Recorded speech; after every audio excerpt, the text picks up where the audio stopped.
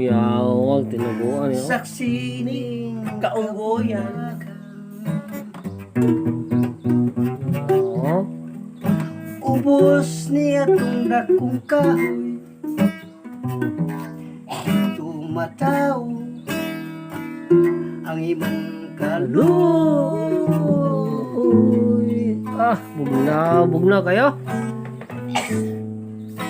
Unya mitabon ng kanin. Ngiling.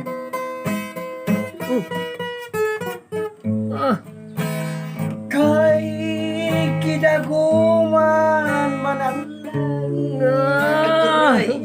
Kahit ano. Pante bugha gad. Ambot nga nung natahap ka. Tahap ko ya. Ambot nga nung naunsa ba? Natahap ka sa